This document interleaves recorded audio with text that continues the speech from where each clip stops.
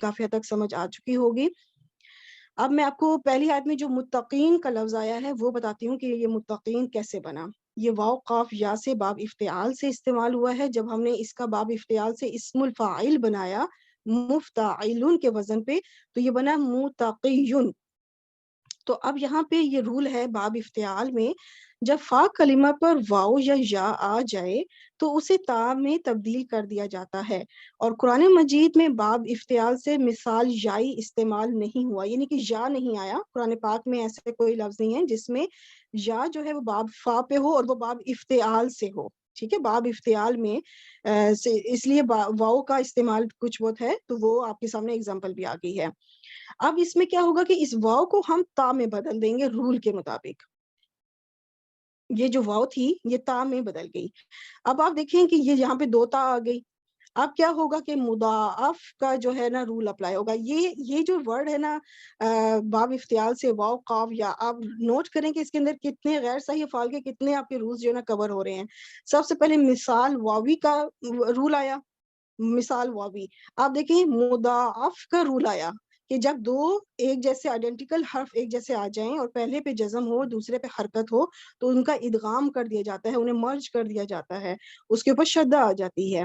تو اب یہ بن گیا، اس طرح سے اس کے اوپر تشدید آ گئی اس تا کے اوپر، اور متقیون۔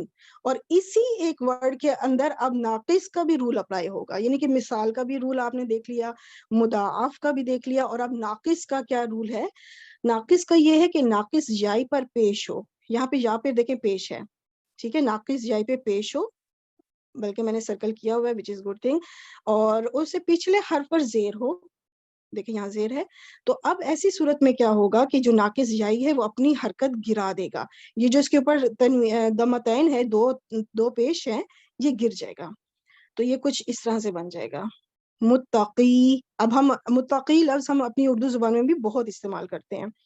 اب اس کا ہم جمع بناتے ہیں، جمع بنے گا کچھ اس طرح سے متقیین، ٹھیک ہے۔ جب ہم اس کو حالت نصب یا جر میں ہم لے کے جائیں گے تو یہ اس طرح سے بنے گا، یہ متقیون تھا اگر رفع ہوتا تو، ٹھیک ہے، یہ نصب و جر میں کیا بن جاتا ہے متقیین۔ تو اب کون سا رول اپلائی ہوگا کہ جب مادے کا حرف علت اور صیغے کا حرف علت اکٹھے آ جائیں، اور اس وقت دونوں ہی جو ہے حرف علت جو ہے وہ یا ہی ہیں بائی چانس، ٹھیک ہے۔ پہلا والا جو یا ہے وہ مادے کا ہے، جو دوسرے والا ہے وہ صیغے کا ہے۔ تو اب اس میں کیا ہے کہ جو مادے کا حرف علت ہوتا ہے وہ گر جاتا ہے، جو پہلا حرف علت ہے نا یا جو جس کے نیچے زیر ہے وہ گر جائے گا۔ تو اب دیکھیں گے کہ پچھلے حرف پہ کیا ہے، پچھلے جو ہم نے لفظ گرایا اس سے پچھلے حرف پہ اگر تو زبر ہوگی تو وہ قائم رہے گی، اور اگر زیر یا پیش ہوئی تو اس کو ہم تبدیل کریں گے اس حرف سے موافق حرف میں۔ تو یہ آلریڈی یا ہے، ٹھیک ہے، آلریڈی یا ہے، تو ہمیں اس قاف کے نیچے جو زیر ہے اس کو بدلنے کی ضرورت نہیں ہے۔ تو یہاں پہ یہ آرام سے متقین، سوری اس یا کے نیچے زیر آئی ہوئی ہے، یہ آرام سے جو ہے متقین بن جاتا ہے، ٹھیک ہے۔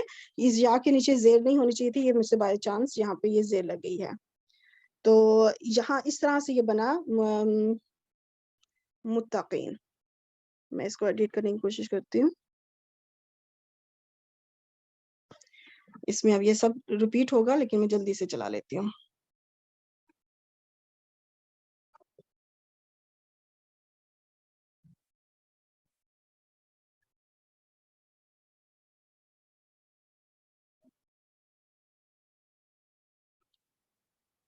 یہ چیز ہے، یہ متقین اس طرح سے بنا، ٹھیک ہے۔